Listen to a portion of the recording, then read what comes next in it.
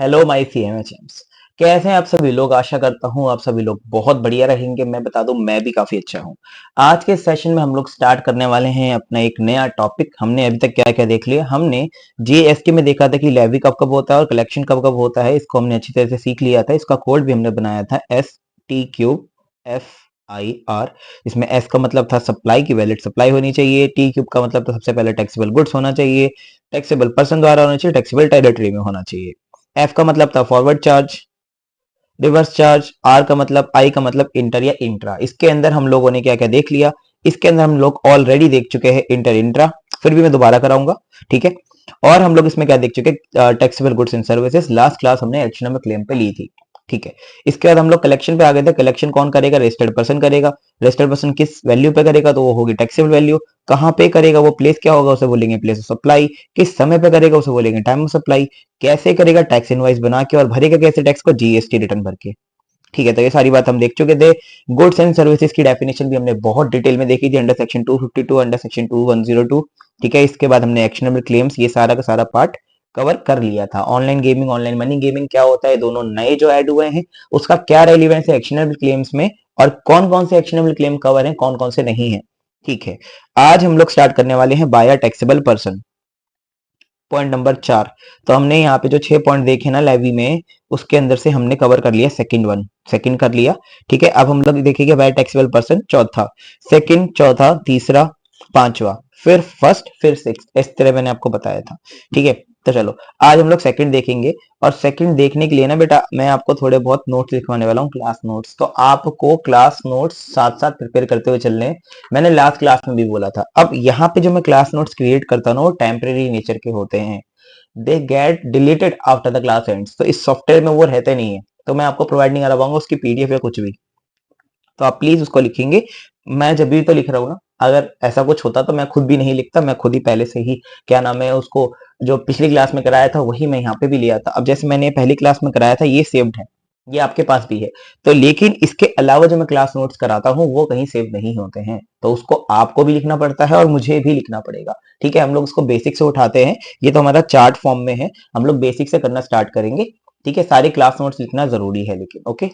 चलो जी, अब हम लोग फटाफट हेडिंग डाल लेते हैं। टैक्सेबल पर्सन, पॉइंट नंबर अपना 4 है, ठीक है। टैक्सेबल पर्सन, इसके अंडरस्टैंडिंग बढ़िया से लेंगे, देन आगे बढ़ेंगे, ठीक है। यहाँ डाल लेते हैं point number 4, taxable person. Taxable person, जैसे आपको नाम से पता चल रहा है कि इसका पूरा का पूरा हमने यहाँ पे क्या बोला, taxable person. Now taxable person होता क्या है? ये दो शब्द से मिलकर बना है, एक तो टैक्सेबल और एक पर्सन। तो लिटरल टर्म्स में बोला जाए तो टैक्सेबल पर्सन वो होगा जो टैक्स पे करेगा। टैक्स पेमेंट जो करेगा उसे टैक्सेबल पर्सन बोला जाएगा। अब टैक्स पेमेंट करने के लिए जीएसटी में बोला गया है कि टैक्स की पेमेंट करने वाले बंदे को बोला जाएगा रजिस्टर्ड पर्सन, है ना। ये तो हमने देखा ना कलेक्शन वाले पॉइंट में, इसको क्या बोलेंगे? Registered person. सर कहाँ देखा था? एक बार दोबारा दिखा दो। देखो, हमने देखा था यहाँ पे, मैंने आपको कलेक्शन में दिखाया था कि GST shall be collected and paid by registered person. तो रजिस्टर्ड पर्सन ही टैक्स को कलेक्ट भी करेगा और पे भी करेगा। तो अभी तक हमने देखा कि टैक्सेबल पर्सन का मतलब क्या होता है, जो टैक्स पेमेंट करेगा।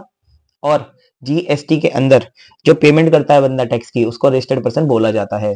अभी देखो, रजिस्टर्ड पर्सन की जो डेफिनेशन हमको दी हुई है जीएसटी में, वो दी हुई है सेक्शन नंबर 2 और 107। सेक्शन नंबर 2 क्लॉज 207 में हमको डेफिनेशन दी है, वो डेफिनेशन भी हम लोग फटाफट से देख लेते हैं।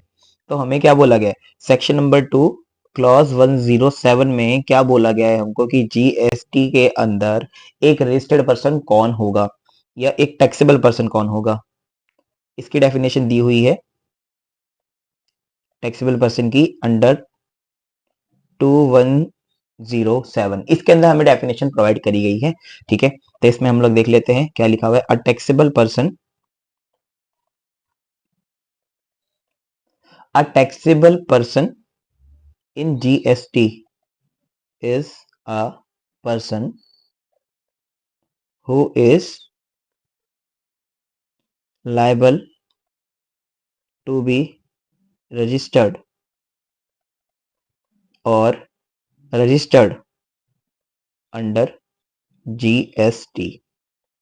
तो बहुत सिंपल सी बात बोलेगी, वो इंसान जो जीएसटी में ऑलरेडी रजिस्टर्ड है या जिसका रजिस्टर्ड होने के लिए लायबिलिटी अराइज हो चुकी है, who is liable to register, या तो ऑलरेडी रजिस्टर्ड हो वो, या तो उसका रजिस्ट्रेशन अभी लायबल है। अब लायबल कैसे होता है कैसे नहीं होता ये हम लोग देखेंगे रजिस्ट्रेशन वाले चैप्टर में। रजिस्ट्रेशन अंडर जीएसटी में हम लोग बहुत डिटेल में देखने वाले हैं कि रजिस्ट्रेशन कैसे होता है।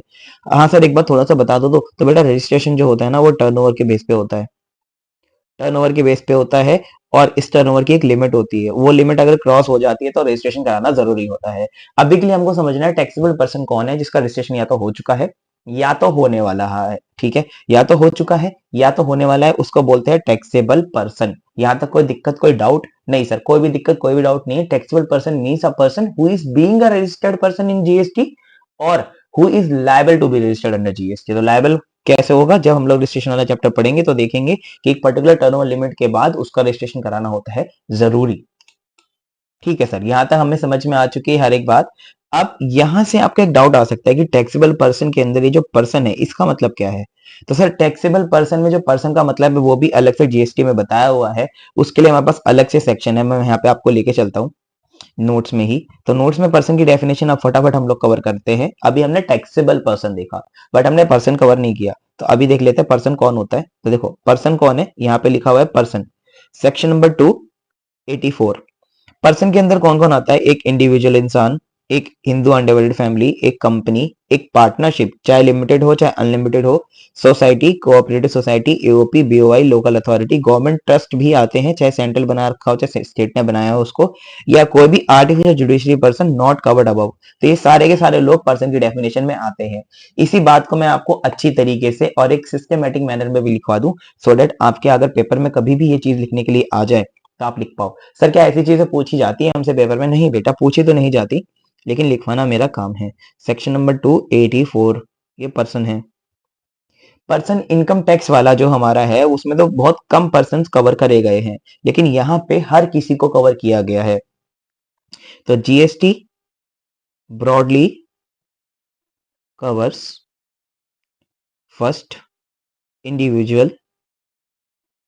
इंडिविजुअल कौन? जैसे आप और मैं, है ना, जिनके पास एक आइडेंटिटी है और एक नॉर्मल ह्यूमन बीइंग है जो किसी और कंपनी, पार्टनरशिप या एसोसिएशन का हिस्सा नहीं है।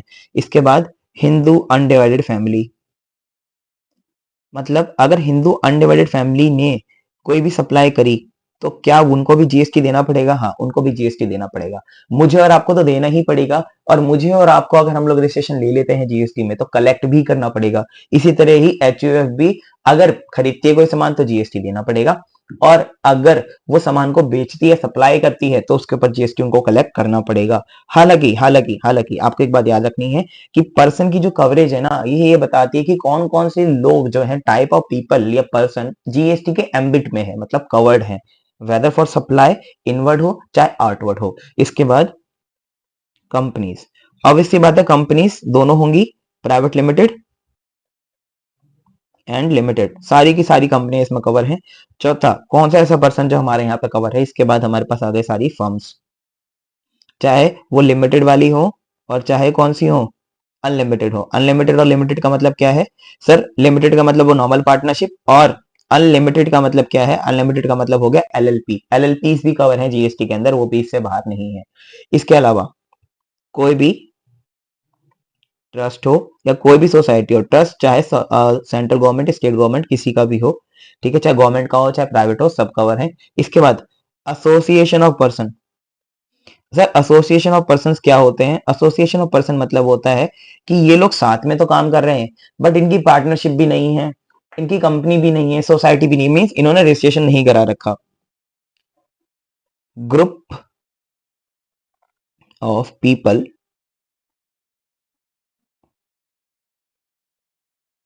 टेकिंग केयर ऑफ और मैनेजिंग बिजनेस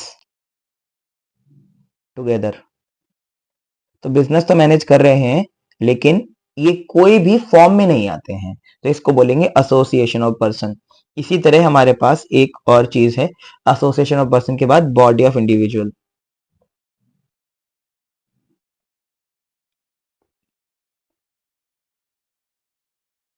अब एसोसिएशन पर्सन के अंदर ना दो ऐसे भी लोग हो सकते हैं जो पर्सन की डेफिनेशन में आते हैं, मीन्स पर्सन में तो सभी लोग आते हैं। तो ऐसा हो सकता है कि यहाँ पे ग्रुप ऑफ पीपल के अंदर आप पर्सन कर लो, ग्रुप ऑफ पर्सन कर लो, ग्रुप ऑफ पर्सन। अब पर्सन के अंदर ना कोई भी आ सकता है, जैसे एचयूएफ भी आ सकती है और पार्टनरशिप भी आ सकती है। अब मान लो ये दोनों मिलके काम कर रहे हैं, HUF and partnership, but in दोनों ने अपने जो आप मान लो कॉम्बिनेशन को कोई नाम नहीं दिया, तो इसको बोलेंगे association of persons. Body of individual जिसे हम लोग बीओआई बोलते हैं शॉर्ट में, तो इसका मतलब क्या हो गया बीओआई, जहां पे खाली इंडिविजुअल्स जो है वो इकट्ठे आए हैं, individuals group taking business together. ठीक है, तो यहाँ पे इसका मतलब ये हो गया बॉडी ऑफ इंडिविजुअल्स। इसके बाद 8वां पॉइंट, गवर्नमेंट एंटिटीज। भाई गवर्नमेंट भी अगर आपको कोई ऐसी सर्विस देती है जो जीएसटी में सप्लाई बन जाती है, टैक्सेबल इवेंट हो जाता है, तो वो भी जीएसटी में पूरी तरह कवर है। Government entities involved in taxable supply.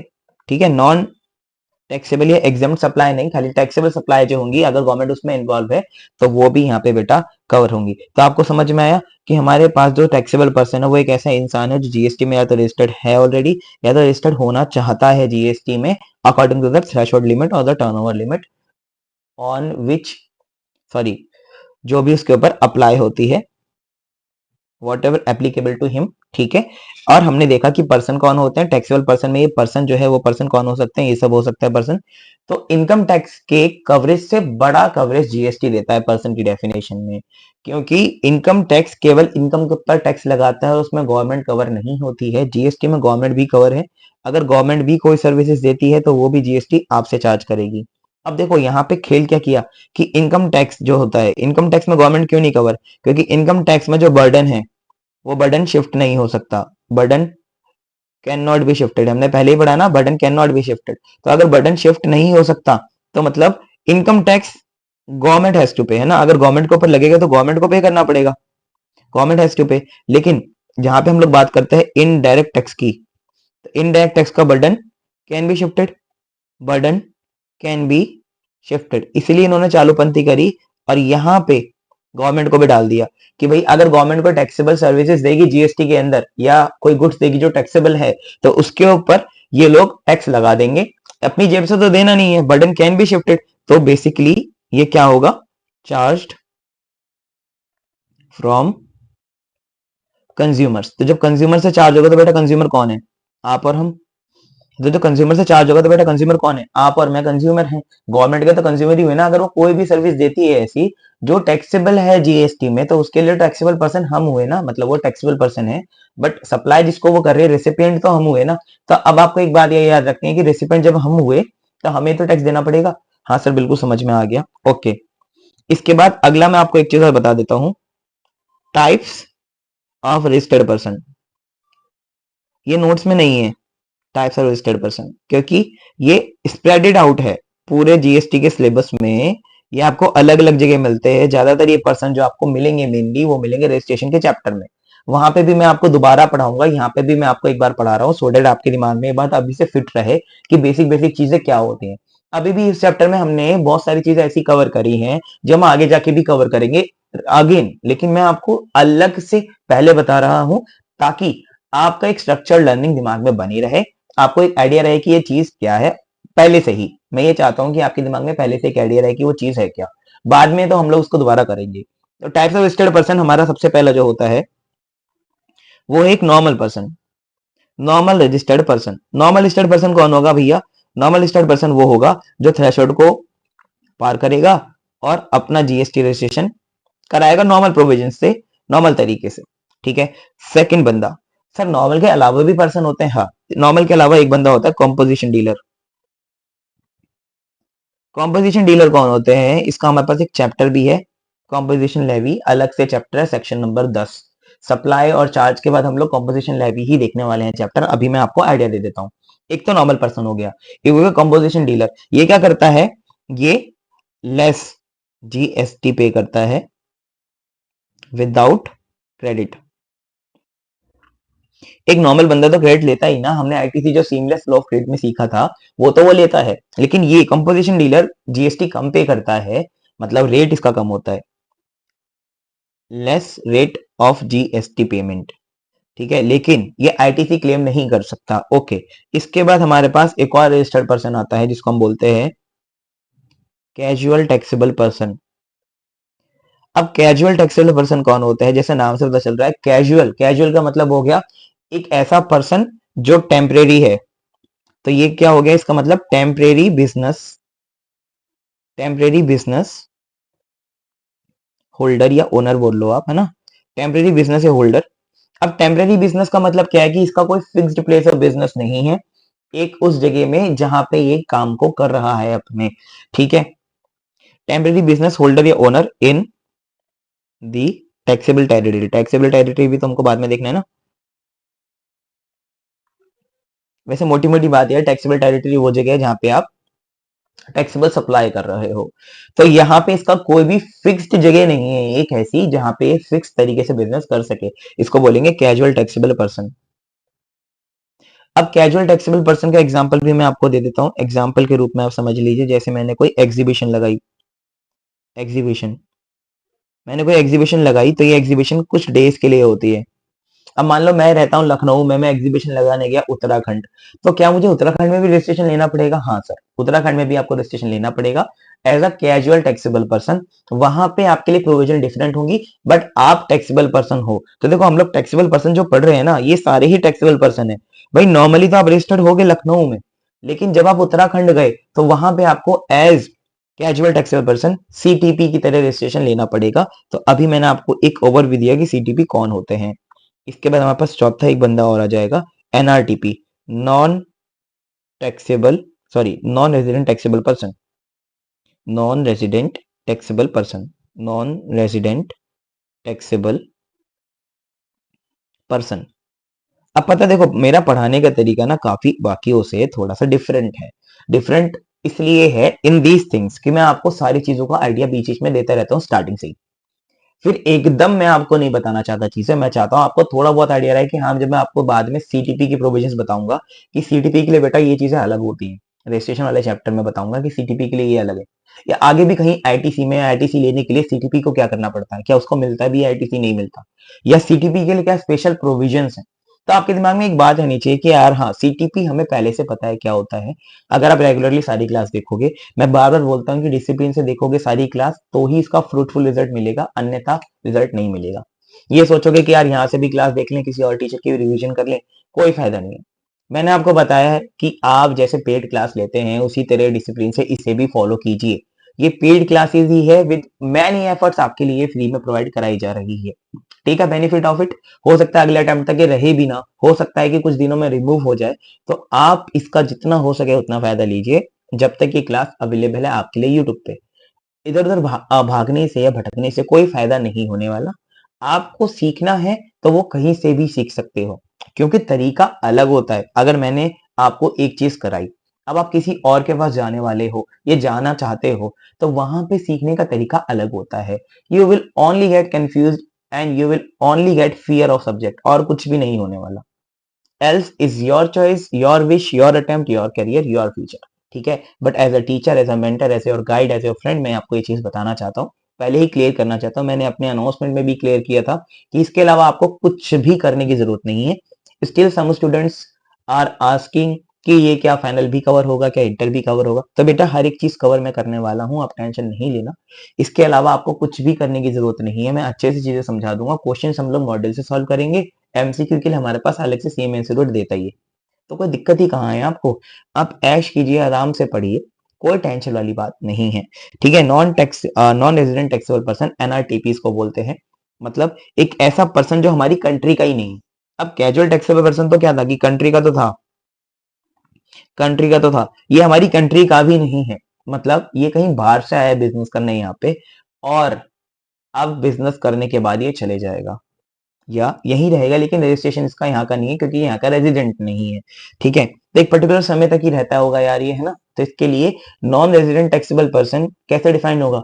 ये देखा जाएगा कि number of days of stage कितने हैं इसके, number of days of stage जो होंगे उस हिसाब से डिपेंड होगा कि क्या करेगा यहाँ पे, इसकी कैसे टैक्सेबिलिटी आएगी, है ना सर। तो ये हमारा एक मेन क्राइटेरिया रहने वाला है। ओके सर, चलिए इतना हमने समझ लिया कि नॉन रेजिडेंट टैक्सेबल पर्सन कौन होता है।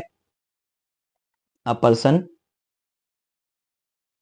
Non not resident of India but providing taxable supply. Taxable supply तो कर रहा है लेकिन इंडिया का ये इंसान नहीं है, तो इसलिए हम लोग उसको बोलेंगे नॉन रेजिडेंट टैक्सेबल पर्सन। ठीक है सर, ये चारों समझ में आ गए। ठीक है, मैं अगला पेज ऐड कर लूं यहाँ पे पांचवे के लिए, आपके पांचवा बेटा लिख लोगे तो काफी अच्छा रहेगा। बार बार बोल रहा हूँ, बीच बीच में भी बोल रहा हूँ, class okay, I am really sorry, but मुझे बोलना पड़ रहा है ताकि आप लिखें। ठीक है, इसके बाद इनपुट सर्विस डिस्ट्रीब्यूटर। पहली ही क्लास में, मतलब ये बेसिक क्लास में आपको ये सारी चीजें से अवगत कराना ही बहुत बड़ी बात है। ये आईएसडी वाला टॉपिक आप खुद देखना कि आप कहाँ जाके पढ़ोगे, हो सकता है स्किप भी कर दो, क्योंकि इनपुट सर्विस डिस्ट्रीब्यूटर बहुत सारे लोग स्किप करा देते हैं। तो आप ऐसा समझ लीजिए कि ये भी टैक्सेबल पर्सन होता है। ये क्या करता है, ये डिस्ट्रीब्यूट करता है, distribute ITC across different branches. ठीक है जी, डिफरेंट ब्रांचेस में आईटीसी डिस्ट्रीब्यूट करने का काम होता है इनपुट सर्विस डिस्ट्रीब्यूटर का। ठीक है, तो आप जो मैं ये बता रहा हूँ ना, इन सब की तरह आप रजिस्ट्रेशन ले सकते हो जीएसटी में, इसलिए बोल रहा हूँ ये सब डिटेल में तो कवर करूंगा, अभी बता रहा हूँ टाइप्स खाली।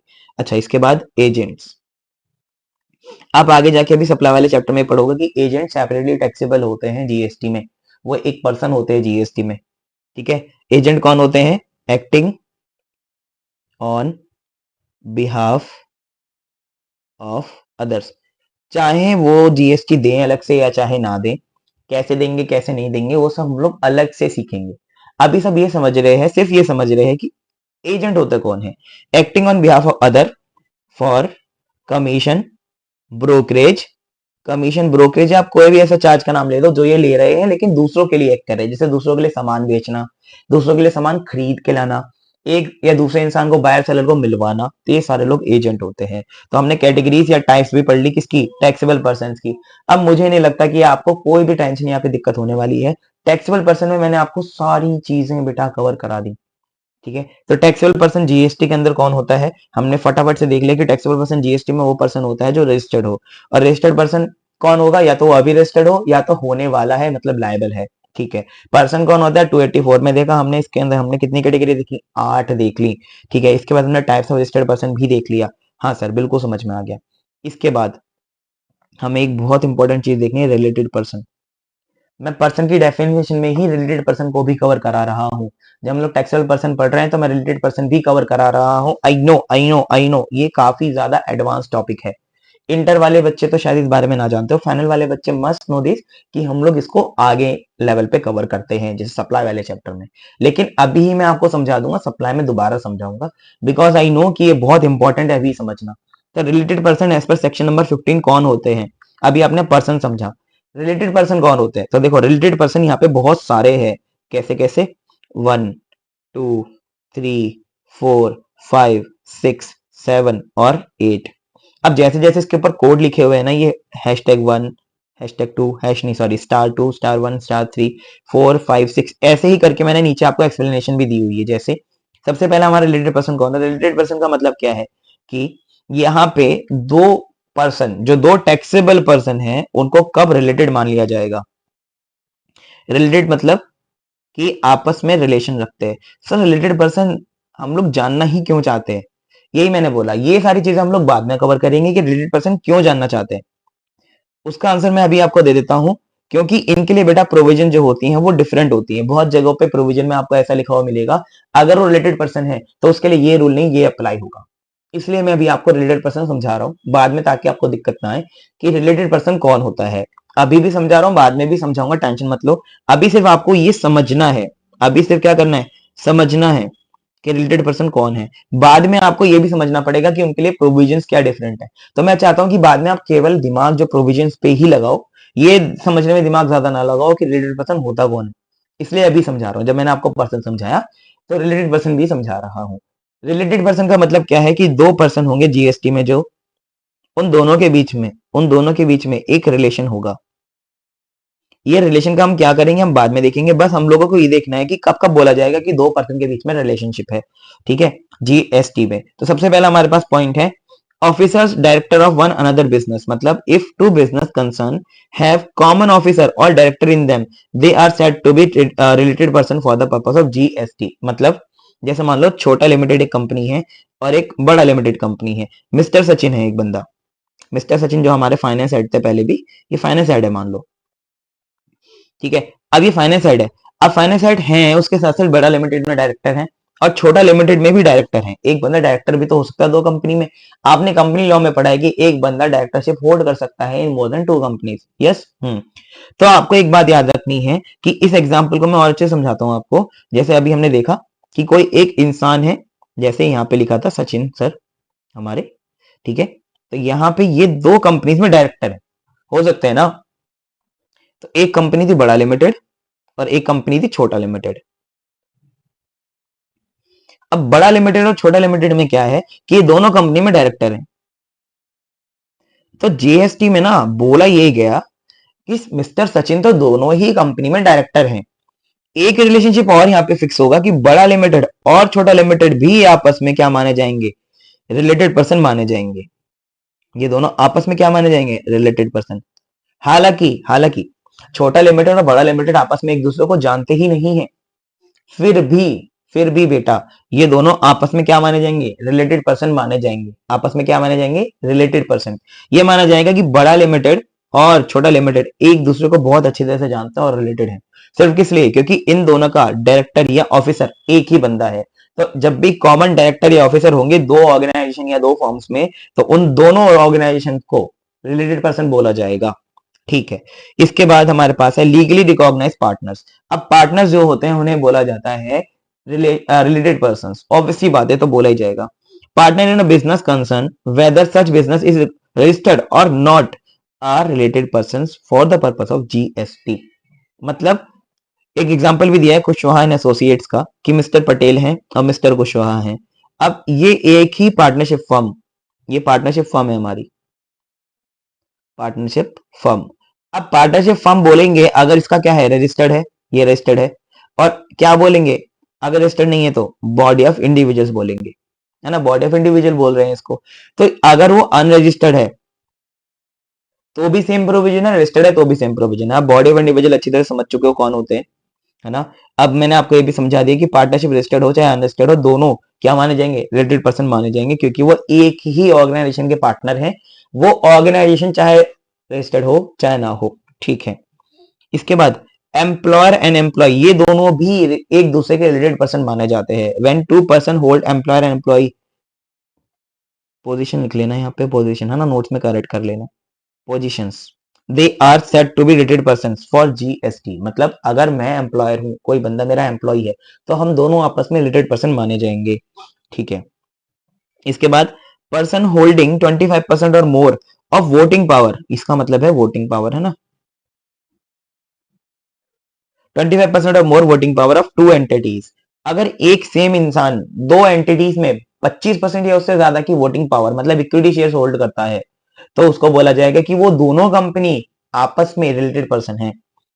देखो क्या लिखा है, if a person holds 25% or more voting power in more than one entity or two entities, such entities shall be termed as related person for each another. Sir इसका मतलब क्या हुआ, इसका मतलब ये हुआ कि मान लो कोई मिस्टर सचिन है। अब इन्होंने क्या किया, तीन कंपनी में पैसा लगाया है। एक कंपनी है ए लिमिटेड, एक कंपनी है बी लिमिटेड और एक कंपनी है सी लिमिटेड। अब इन्होंने तीनों में पैसा लगाया है। मान लो ए लिमिटेड के इनके पास 35% शेयर्स हैं, बी लिमिटेड के 26% है, इसके 70% शेयर्स हैं। अब ये तीनों कंपनी आपस में एक दूसरे को नहीं जानती। भाई ए लिमिटेड को नहीं पता बी लिमिटेड कहाँ है, बी लिमिटेड को नहीं पता सी लिमिटेड कहाँ है, और इसी तरह सी लिमिटेड को नहीं पता ए लिमिटेड कहाँ है। बट क्योंकि इनका एक ही कॉमन शेयर होल्डर है, कॉमन शेयर होल्डर जिसके पास वोटिंग पावर जो है वो किससे ज्यादा है, 25% से ज्यादा है, इसलिए इन तीनों को भी आपस में रिलेटेड पर्सन बोला जाएगा जीएसटी में। इन तीनों को भी आपस में क्या बोला जाएगा, रिलेटेड पर्सन बोला जाएगा, ठीक है। तो यहाँ पे एग्जांपल भी दिया है कि मिस्टर सचिन एक ही इंसान है, इन्होंने मुन्ना लिमिटेड में 27%, टुन्ना लिमिटेड में 30% शेयर होल्ड करे हुए हैं। तो मुन्ना लिमिटेड और टुन्ना लिमिटेड दोनों ही रिलेटेड पर्सन माने जाएंगे जीएसटी के पर्पस के लिए। उसकी प्रोविजन अलग होती है, मैं अभी आपको बताऊंगा आने वाले समय में। अभी बस आपको समझना है रिलेटेड पर्सन असेस कैसे करोगे कि कौन सा होता है कौन सा नहीं होता। सर समझ में आ गया। One entity directly indirectly control other, मतलब एक एंटिटी दूसरी एंटिटी को डायरेक्टली या इनडायरेक्टली कंट्रोल करती हो।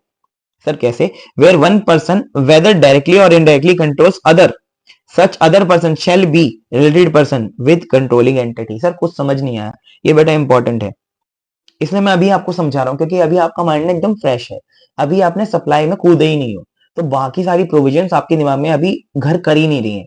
अभी ये एकदम फ्रेश माइंड से पढ़ोगे तो अच्छे समझ में आएगा, बाद में और भी प्रोविजंस पढ़नी रहेंगी इसके बाद, मतलब जैसे मान लो मैंने बाद में ये पढ़ाया, फिर इसके तुरंत बाद मैंने पढ़ाया कि इसके लिए कौन सी स्पेशल प्रोविजंस हैं, तो यार आपका माइंड ना पहले ये प्रोसेस करेगा कि रिलेटेड पर्सन ये वन एंटिटी वाला पॉइंट है क्या, फिर ये प्रोसेस करेगा कि अच्छा ये वन एंटिटी वाला पॉइंट था, अब इसके लिए ये प्रोविजन है।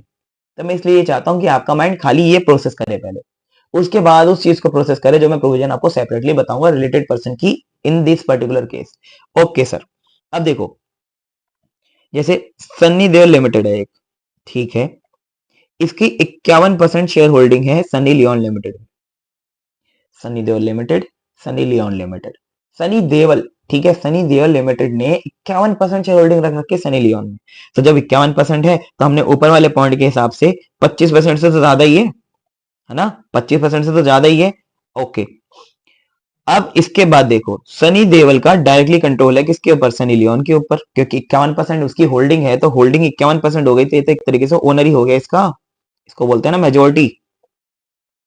भाई मेजोरिटी ऑफ शेयर्स किसके पास है, मेजोरिटी ऑफ शेयर्स है सनी देओल के पास, तो सनी लियोन को तो ये भैया अच्छी तरीके से कंट्रोल कर सकता है, और सनी लियोन के साथ तो रिलेटेड पर्सन है ही है, क्योंकि यार ये तो दोनों अलग ही नहीं है, रिलेटेड पर्सन क्या है, ये दोनों तो अलग ही नहीं है, क्योंकि सनी देओल एक तरीके से सनी लियोन का ओनर है, तो सनी देओल एक तरीके से होल्डिंग कंपनी हो गई, और सनी लियोन एक तरीके से सब्सिडरी कंपनी हो गई, है ना, होल्डिंग सब्सिडरी जी। इसके बाद अब मान लीजिए यहाँ पे एग्जांपल मैंने बहुत बढ़िया दिया है आपको, सनी देओल एक और कंपनी का होल्डिंग है, मतलब ये होल्डिंग कंपनी हो गई, ये हो गई इसकी सब्सिडरी वन सनी लियोन, और इसकी एक सब्सिडरी और है बॉबी देओल सब्सिडरी टू, इसमें भी 51% की होल्डिंग है, तो सनी देओल, सनी लियोन और सनी बॉबी देओल दोनों के साथ में क्या रिलेटेड पर्सन है, क्योंकि दोनों उसकी सब्सिडरी हैं। ओके सर, अब बॉबी देओल जो कंपनी है ये होल्डिंग है किसकी, बॉबी लियोन लिमिटेड की, क्योंकि बॉबी देओल का 51% शेयर होल्डिंग है बॉबी लियोन लिमिटेड में, ठीक है, डायरेक्ट कंट्रोल है। ओके, तो ये होल्डिंग हुआ H1 हुआ, ये हुआ इसका S1, ठीक है सर। अब आपको एक बात याद रखनी है, अब सनी देओल पेरेंट किसका है, बॉबी देओल का, और बॉबी देओल पेरेंट किसका है, बॉबी लियोन का, लेकिन फिर भी ये सनी देओल और बॉबी लियोन भी आपस में एक दूसरे के रिलेटेड पर्सन होंगे, ठीक है। इसी तरीके से ही सनी देओल सनी लियोन को अच्छी तरह से डायरेक्टली कंट्रोल कर सकता है ना, तो ये दोनों तो आपस में रिलेटेड पर्सन है ही, सनी देओल और बॉबी लियोन भी आपस में रिलेटेड पर्सन माने जाएंगे, क्योंकि Sunny Deol indirectly indirectly control कर सकता है किसको, बॉबी लियोन को। समझे मेरी बात को, हाँ सर समझ में आ गया, क्योंकि सनी देओल बॉबी लियोन की पेरेंट कंपनी को डायरेक्ट कंट्रोल में लेके बैठा हुआ है, इसलिए ये माना जाएगा कि इनडायरेक्ट कंट्रोल में वो बॉबी लियोन को भी लेके बैठा हुआ है। सर बिल्कुल समझ में आ गया, यहाँ पे कोई दिक्कत नहीं है, ये आपने जो लाइन बनाई है रिलेटेड पर्सन वाली बीच में इन दोनों के, हमें बिल्कुल अब चार्ट समझ में आ चुका है। हाँ सर बिल्कुल सही है। अब मैंने यहाँ पे एक रिलेशन और नहीं बनाया कि 51% अगर इसकी होल्डिंग होती है, मान लो बॉबी लियोन की सनी लियोन लिमिटेड में, अब ये इसका क्या हो गया, होल्डिंग हो गया, और ये पेरेंट हो गया। सर ये क्यों नहीं बनाया, क्योंकि बेटा यहाँ पे आप ये समझिए एग्जाम्पल ऐसा क्रिएट नहीं हो सकता था, क्योंकि सनी देओल ऑलरेडी 51% होल्ड करता है, तो ये तो 51% होल्ड कर ही नहीं सकता था ना, तो ऐसा डाउट दिमाग में मत लाना, आपको बस मैंने ये समझाया, मैं आपको साफ अक्षरों में और समझा देता हूँ, एक बार साफ अक्षरों में और समझा देता हूँ। जैसे मान लो ये पेरेंट है एस लिमिटेड, इसकी एक होल्डिंग है, और साफ अक्षर में समझा देता हूँ तो एग्जाम्पल अच्छे समझ में आएगा। इसकी होल्डिंग है के लिमिटेड, और इसी की एक होल्डिंग है, नहीं इसकी नहीं है, ये वाला एग्जाम्पल यहाँ नहीं, अगले पॉइंट का है। अब के लिमिटेड की एक होल्डिंग है पी लिमिटेड, तो आपको एक बात याद रखना है कि जब एस लिमिटेड जो है वो डायरेक्ट कंट्रोल कर रहा है के लिमिटेड को, और के लिमिटेड डायरेक्टली कंट्रोल कर रही है पी लिमिटेड को, तो एस लिमिटेड का माना जाएगा कि एस लिमिटेड और पी लिमिटेड, हालांकि इनके बीच में कोई रिलेशनशिप नहीं है, फिर भी माना जाएगा कि ये दोनों रिलेटेड पर्सन है जीएसटी में, क्योंकि जीएसटी ने बोला कि एस लिमिटेड पी लिमिटेड को इनडायरेक्ट कंट्रोल कर सकता है, क्योंकि इसकी पेरेंट को डायरेक्टली कंट्रोल कर रहा है। बस इसी कारण की वजह से वो उसको इनडायरेक्ट कंट्रोल कर सकता है। इसी वजह से एस लिमिटेड और पी लिमिटेड दोनों direct control, sorry indirect control में आ गए और रिलेटेड पर्सन कहलाएंगे। ठीक है। छठा point, both entities are controlled by a third person. अब मैंने जो भी एग्जांपल दे दिया था ना आपको, वो इसी का था। जैसे मान लो मेरे पास एक कंपनी है एस लिमिटेड, वो दो जनों को कंट्रोल करती है, एक का नाम है वाई लिमिटेड और एक का नाम है जेड लिमिटेड। तो एक ही इंसान, एक ही होल्डिंग दो को कंट्रोल कर रही है। मान लो इसमें इसके 40% शेयर्स हैं और इसमें भी 40% शेयर्स हैं। हो सकता है ना? हाँ सर हो सकता है। तो 40% क्यों करें, 51% कर देते हैं। लो, दोनों इसकी सब्सिडरी मान लो अब आप, है ना? तो एक कंपनी दो में भी तो, मतलब दो में सब्सिडरी हो सकती है ना उसकी, एक कंपनी की दो सब्सिडरी भी तो हो सकती है। हाँ सर हो सकती है। तो एस लिमिटेड ने 51% शेयर वाई लिमिटेड के और जेड लिमिटेड के भी 51% शेयर रख रखे हैं।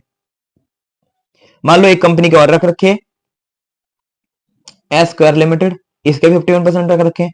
तो ये जो तीनों कंपनियां है ना, ये जो तीनों कंपनियां हुई हमारी 1 2 3, वाई एस स्क्वायर और जेड लिमिटेड, ये तीनों भी आपस में रिलेटेड पर्सन कहलाएंगी, क्योंकि इन तीनों को कंट्रोल करने वाला एक ही इंसान है, मतलब एक ही पर्सन है। इंसान मतलब हमारा इंसान नहीं, पर्सन, जो डेफिनेशन में हमने पढ़ा।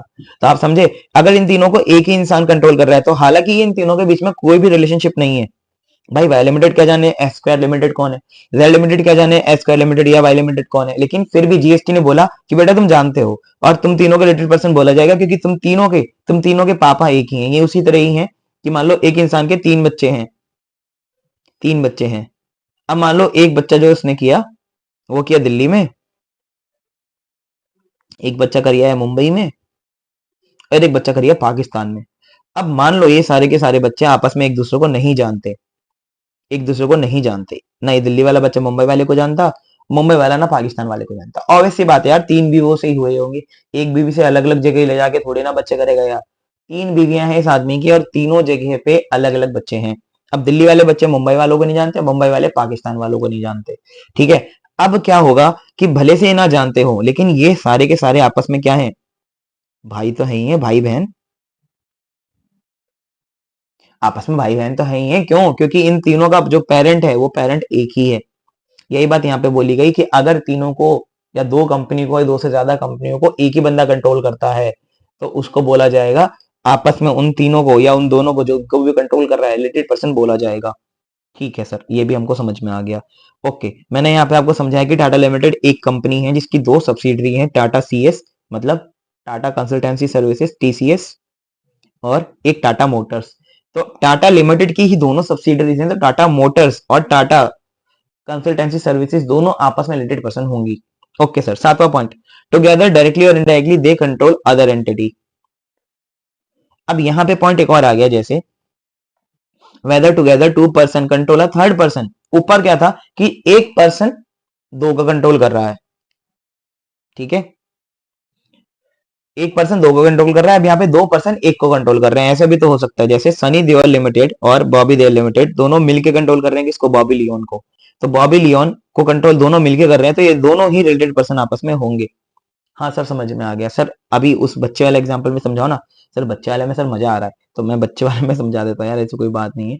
जैसे मान लो इसकी कोई बीवी है, बीवी बीवी तो यार हमेशा गुस्से में ही रहती है, तो ये बीवी मुंबई वाली है मान लो, चलो मुंबई वाली नहीं, फिर इंडिया वाली गर्ल्स बुरा मान जाएंगी, पाकिस्तान कर देते हैं।